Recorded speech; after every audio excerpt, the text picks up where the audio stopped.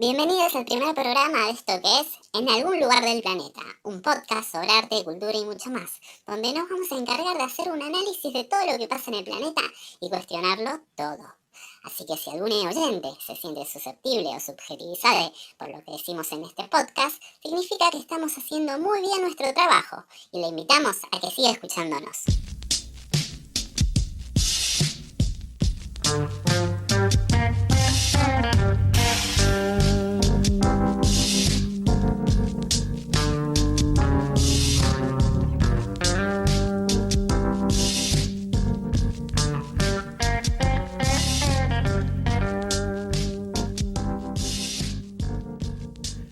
Hola, bienvenidos a esto que es En algún lugar del planeta, un podcast que estamos haciendo con dos personas que me acompañan, con Marina y Belén. Hola. Hola. ¿Cómo están, pequeñas amigas grandes? Muy bien, muy bien. Muy bien, ¿cómo Bien. les trata la cuarentena? Hace muchos días que estamos encerrados, ¿no? Y cambiándonos los horarios, tranqui, comiendo mucho, no sé, inventando cosas como este programa. Claro. Sí, porque como que tenemos mucho tiempo, pasan muchas cosas y como que necesitamos informarle a la gente y también un poco exteriorizar lo que nos pasa, ¿no? Claro, sí, sobre todo. Y no solo comiendo, sino también como digiriendo. Sí, eso es mucho, porque muy, es el ciclo completo lo que estamos haciendo. Comiendo, digiriendo, extrayendo cosas de nuestros cuerpos. A cualquier hora. A cualquier hora, claro. Hacer de cuenta que hacemos yoga. Claro. Todos hacemos yoga igual, ¿eh? Empezamos. Hicimos alguna vez un día de yoga o de ejercicio que quién sabe si continuó. ¿Quién sabe? Sí, no es mi caso. El mío tampoco. Si no paso más de 2 días, no... ¿Cuenta o no cuenta? No cuenta, significa que hasta el final no querías. Bueno, sí, pero... O que no encontraste el momento, tampoco estás tan duro. Claro. Estabas cediendo a la presión, capaz. Sí, creo que hay mucha presión de la gente.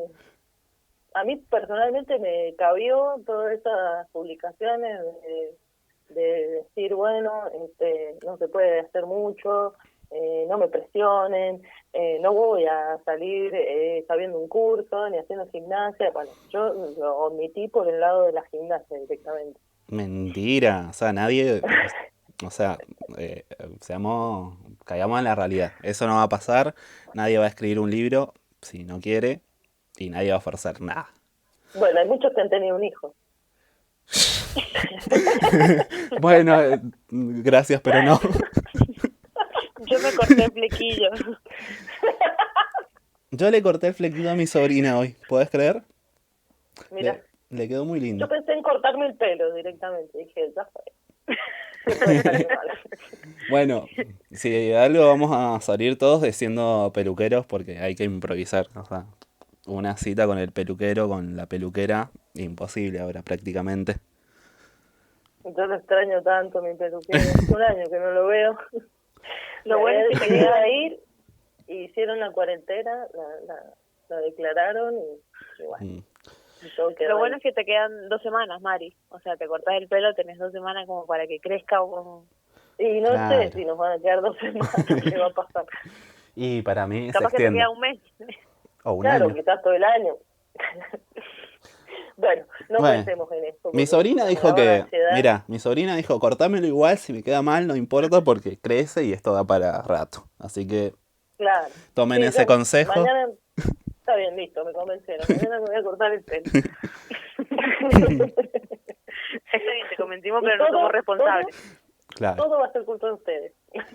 No, mis manos no van a estar en esa tijera. Ay. Bueno, este podcast que estamos haciendo, ¿de qué trata? A ver, contémosle a la gente de qué trata todo esto que empezamos a hacer hoy. La verdad que no tenemos idea, pero queríamos empezar por hablando, bueno, un poco de esto que también nos está rondando, y qué mejor que empezar por la fiebre amarilla. Bueno, desde el arte tenemos una reseña que es emblemático cuadro que se llama Un episodio de la fiebre amarilla en Buenos Aires, de 1871. Claro, muy famoso, muy conocido. Muy conocido y bueno, es muy grande también, es de 2,30 m por 1,80 m, es un óleo y actualmente se encuentra en el Museo Nacional de las Artes Visuales de Montevideo, en Uruguay. Bueno, el pintor es Blanes, Juan Manuel Blanes, que bueno, le dicen el pintor de la patria porque él pintaba mucho sobre partes importantes de la historia y esta es una, sin duda. ¿Cómo empieza la pintura? Bueno,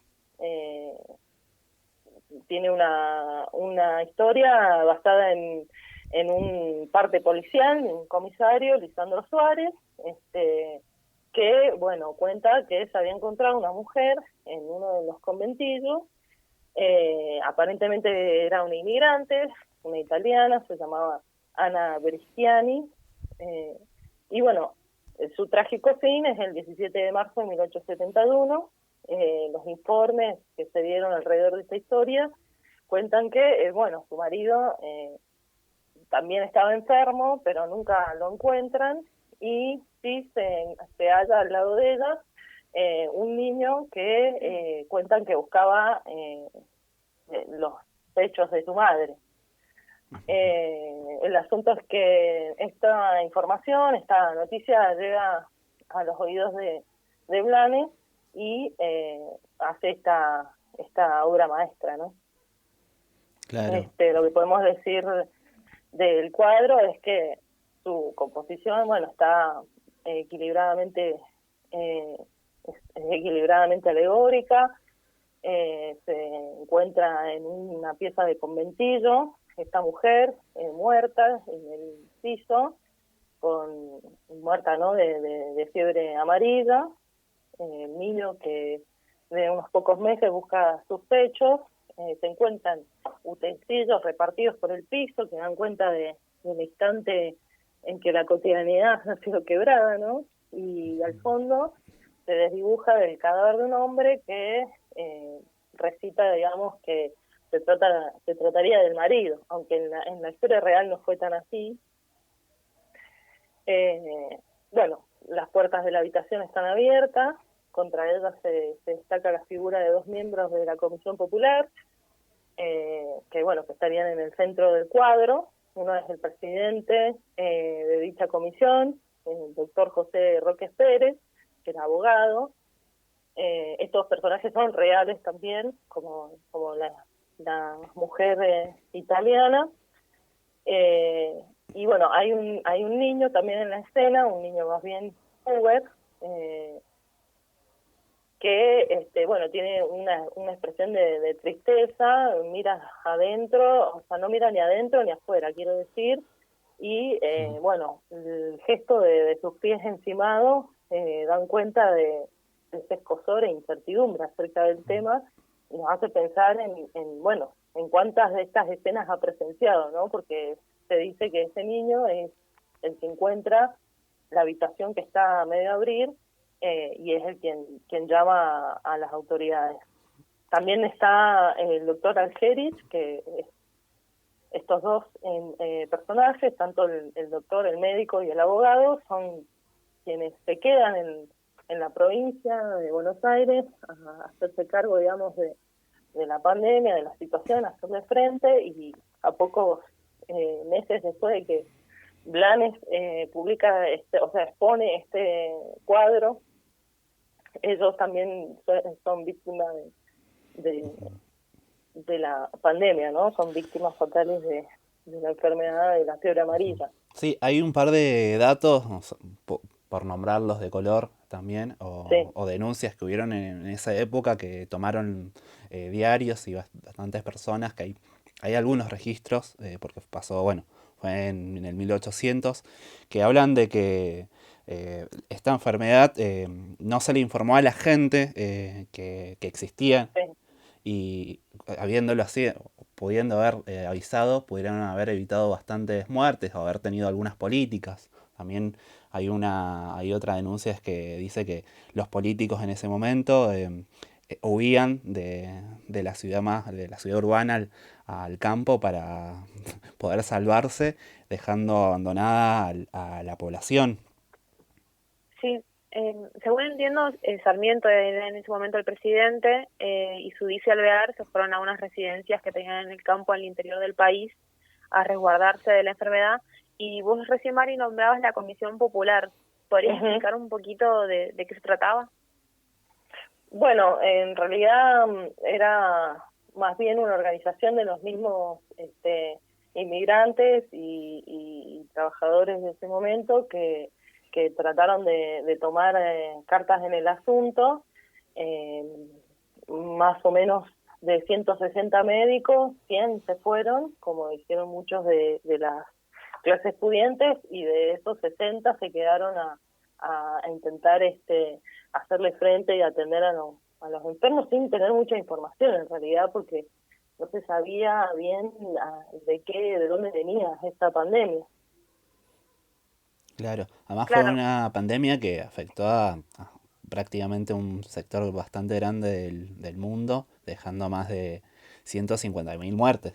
O sea, fue un hecho histórico bastante grande que marcó a la humanidad en ese momento. Sí, entiendo se que creía, perdón. entiendo que al principio no sabían que era un mosquito la que lo transmitía, sino que era Claro. Ujú. elevada temperatura y de repente de repente la gente se moría, o sea, tenía vómitos de color muy oscuro, porque bueno, es una enfermedad que ataca el funcionamiento del hígado, pero no se hacía la relación con que era un mosquito, que es el mismo mosquito que transmite el dengue. Y quería hacer una observación. La fiebre amarilla fue una epidemia en América Latina y en África. Pero digo, fue una epidemia y las 150.000 personas, no, perdón, y en Buenos Aires murieron 14.000 personas de las 150.000. Claro. El 8% de la población porteña. Sí, un número bastante grande. Sí, sí. Bueno, con esto de que no se sabía mucho de dónde venía, se pensaba que sí, que lo traían grupos combatientes que llegaban de la guerra de la Triple Alianza. Se culpaba muchísimo, se estigmatizaba a los inmigrantes como principales culpables de todo esto. Y bueno, hay trágicos relatos de que hasta se llegó a enterrar a gente viva por esa persecución, ¿no? Terrible. Qué terrible. Sí. Sí. Bueno, esa xenofobia hacia los inmigrantes podría traducirse un poco a la realidad cuando comenzó la pandemia del COVID-19, que xenofobia hacia las personas, hacia los habitantes de China. Claro, sí. Siempre, digamos, hay que encontrar a un culpable, y si es vulnerable todavía es mejor. Sí, esta xenofobia que, bueno, fue hacia China, pero digamos en los distintos países en el mundo, siempre los más afectados, los más vulnerables son los inmigrantes, los sectores más bajos que están siendo atacados o dejados de lado. Salieron un par de noticias acá en Argentina de trabajadores golondrinas que prácticamente el Estado los abandonó, que habían viajado a otras provincias a trabajar en la cosecha, a recolectar la uva para el vino, y después de ese trabajo en las provincias no los dejaron salir, no los dejan salir y están varados en un montón de terminales tratando de volver a sus lugares, a sus hogares con su familia, y están varados ahí en pésimas condiciones, sin alimentos, pasando frío, y el Estado ausente totalmente. Sí, tal cual, y gastándose el poco dinero que ganaron en ese trabajo, sobrevivir en las terminales de diferentes puntos del país.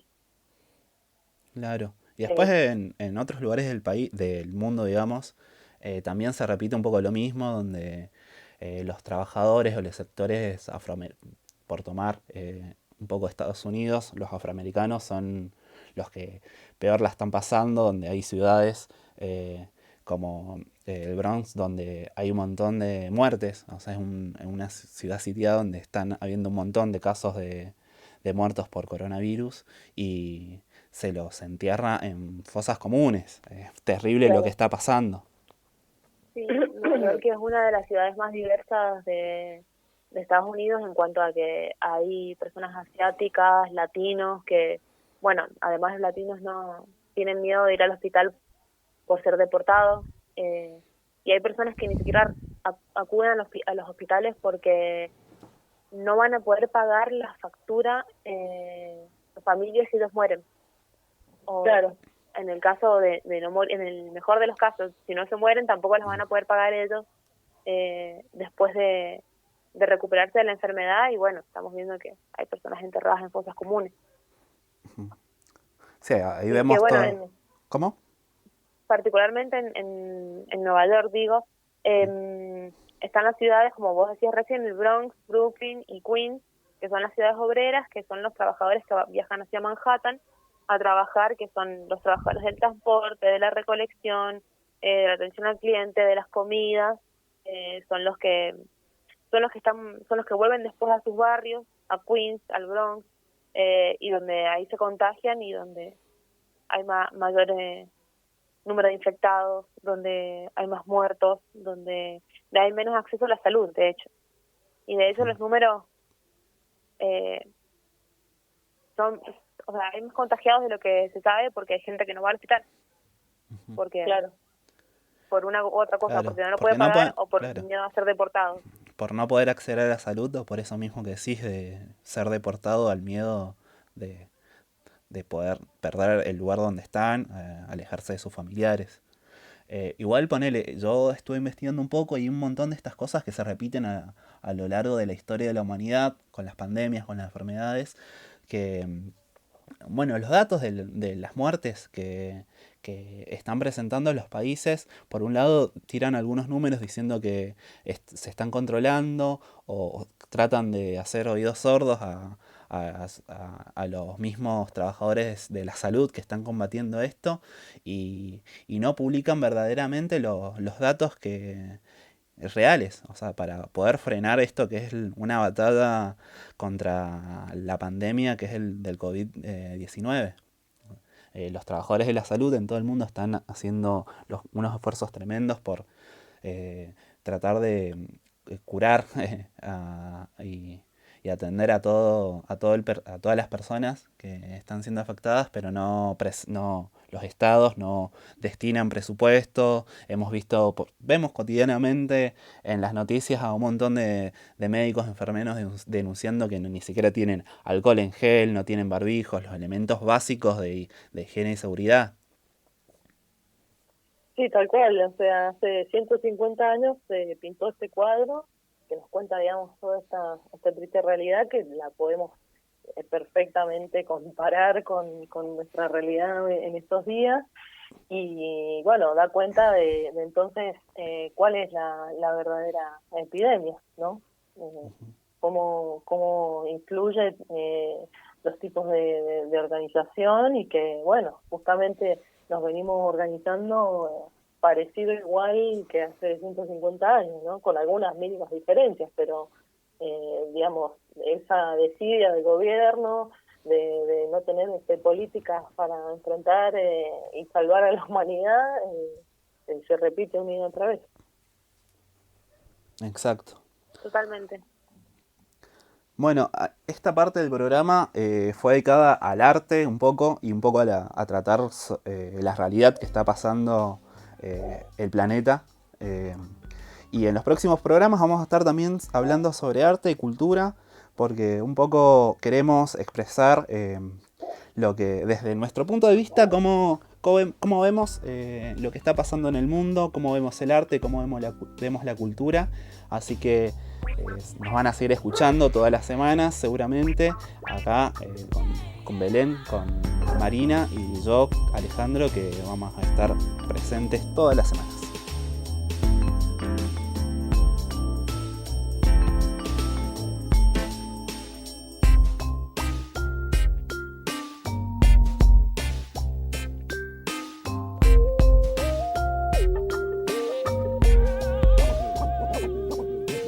Bueno, el programa todavía no termina y ahora vamos a pasar a presentar una sección del programa que está dedicada para que todos interactúen, que nos puedan mandar preguntas y se llama ¿Qué pasaría?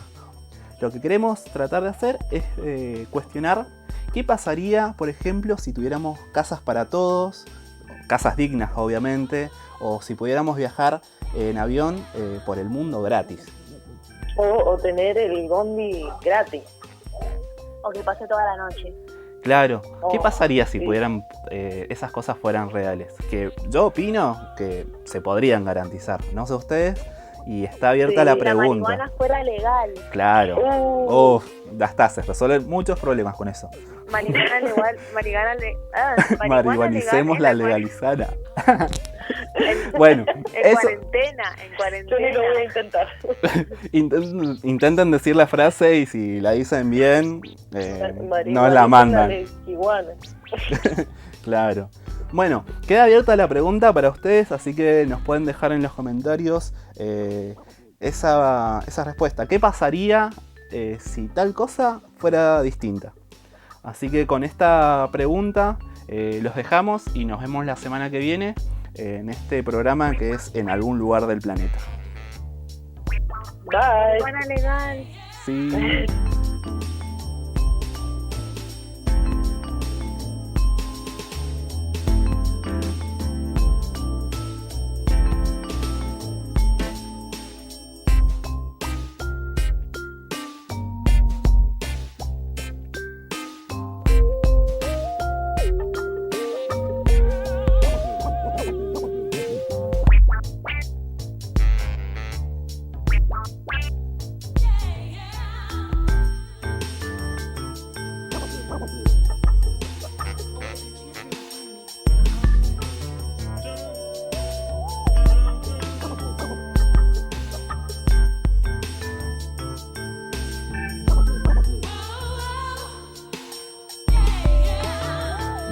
Yeah.